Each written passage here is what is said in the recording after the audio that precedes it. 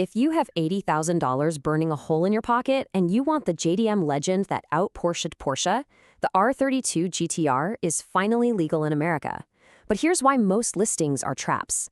Welcome back to Buy or Buy, the channel that breaks down every known problem with used cars so you don't waste your money. Today, we're tearing down the 1989 through 1994 Nissan Skyline GT-R R32. Section 1. Who it is actually for. Look, let's get one thing totally straight right out of the gate.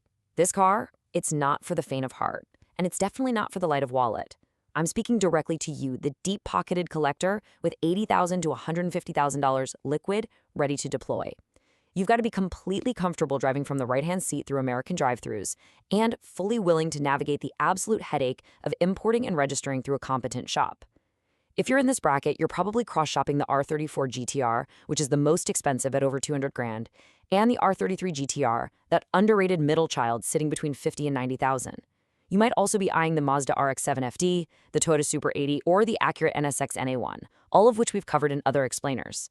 But you, the highly specific R32 buyer, you are buying this because you value 1990s Japanese motorsport heritage and the pure Group A homologation story way more than you care about modern reliability or left-hand drive convenience. You want the raw, unfiltered genesis of the modern GT-R. Bottom line? Section 2. Where it shines. So let's talk about the hype, right? Let's justify the myth. We're going to back up the whole Godzilla reputation with cold, hard engineering specs and completely unassailable motorsport data. This isn't just internet fanboy folklore dreamt up on 2000s forum boards. This is pure engineering supremacy that literally forced racing bodies to rewrite their rulebooks. There are three specific, undeniable wins for this generation that define 4 decades of Japanese performance: the legendary engine, its undefeated JTCC dominance, and the ATTESA chassis engineering. First up, the beating heart of the monster, the 2.6-liter RB26 DETT twin-turbo inline-6.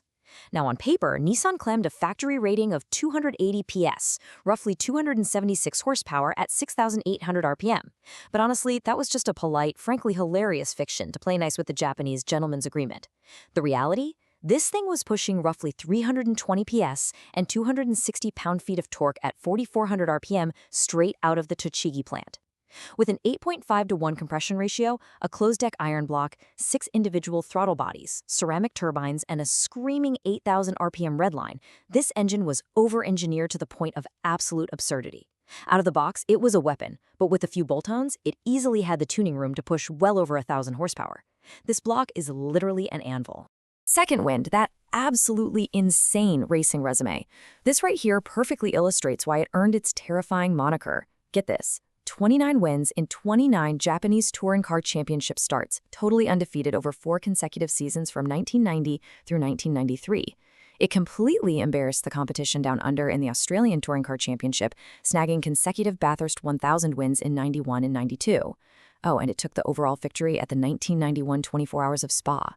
It was so overwhelmingly dominant, so fundamentally unfair to the Ford Sierras and BMW M3s on the grid, that Australian Wheels magazine coined the nickname Godzilla in their July 1989 issue. The R32 simply arrived, conquered every single track it touched, and left a legacy of absolute devastation in its wake. And the third win? The grip. The ATTESA E-TS all-wheel drive system was basically pure witchcraft for the era. By default, it operates with a rear-wheel drive bias, sending 0 power to the front, 100% to the rear. But using a hydraulic multi-plate clutch, it can electronically shoot up to 50% of that torque to the front wheels the absolute millisecond it detects slip.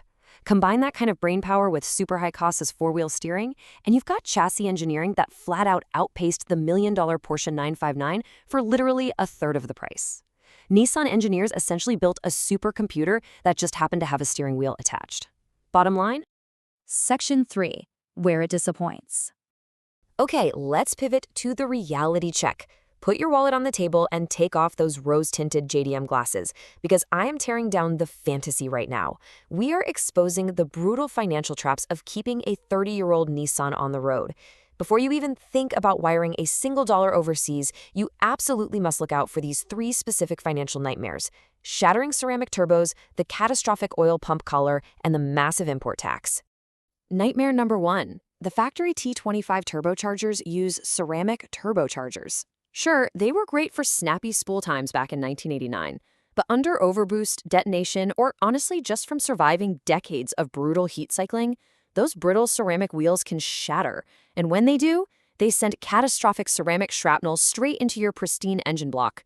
Mandating a replacement with steel wheel N1 turbos or quality aftermarket units is going to run you anywhere from $2,000 to $5,000 in parts alone, plus an exorbitant amount of labor to yank those things out of a very cramped engine bay.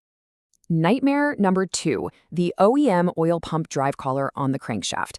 It is a literal ticking time bomb. It has this tiny, narrow contact patch, and under sustained high RPMs, or rapid acceleration and deceleration, it can just crack or spin right off. When that happens, boom, oil pressure drops to 0 instantly, completely starving the block of lubrication and destroying your RB26 in seconds. Preventative aftermarket collar replacement costs about $400 to $1,500 in parts, but you have to pull the entire engine and drop the oil pan, so the labor is massive. Let me be crystal clear as a mechanic. This is strictly non-negotiable on any tuned R32. If it hasn't been done, you need to budget for it immediately. Nightmare number 3, the infamous import and register tax. You are looking at a minimum of $5,000 to $10,000 just in import fees, federalization documentation, and brutal state titling battles, especially if you're out in California. Add to that the constant, looming risk of finding hidden structural rust or chassis damage on a 30-year-old Japan market car that's been breathing salty ocean air its whole life. You absolutely must verify clean Tochigi build records and flawless JVIC inspection paperwork before wiring any funds. Do not buy a paperless car, or you're going to end up with an $80,000 yard ornament that your local DMV refuses to acknowledge. Bottom line, Section 4, the numbers that matter. Let's do a rapid-fire encyclopedic breakdown of the BN-R32's production numbers, specs, and current market values. Production ran at the Nissan Tochigi plant from August 1989 to November 1994.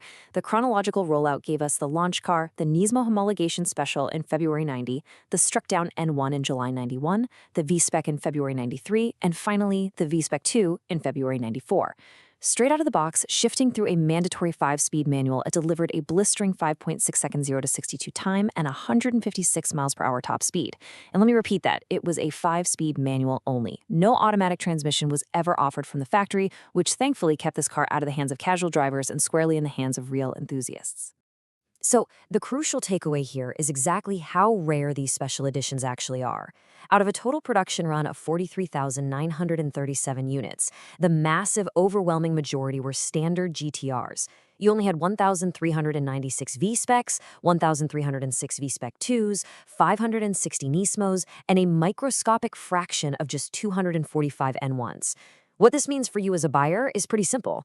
Most listings claiming to be ultra-rare unicorns simply aren't.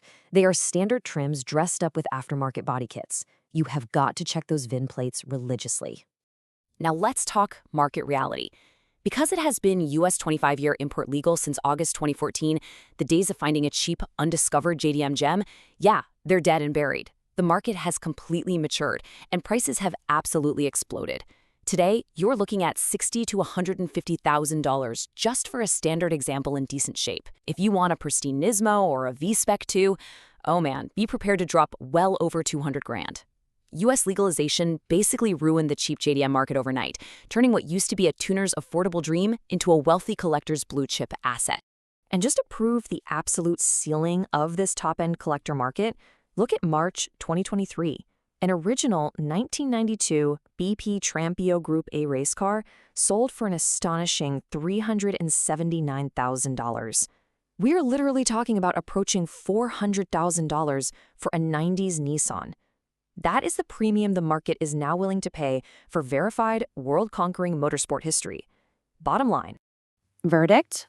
Buy or buy? The R32 GT-R is the JDM motorsport apex.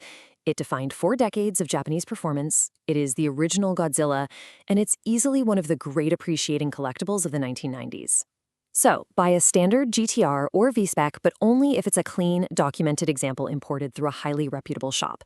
You want to see documented oil pump collar service, recent turbo health checks, and absolutely flawless JVIC paperwork. You might even consider ponying up for a Nismo if you can completely verify its provenance and want a serious garage queen. On the flip side, Say bye to every single modified trap car listed under $60,000 and absolutely run away from any paperless import that looks too good to be true. This car demands deep respect for its history, and it requires a ruthless reality check on its crushing maintenance costs. So, are you ready to pay the Godzilla tax, or will you let this Group A homologation special remain just a poster on your wall?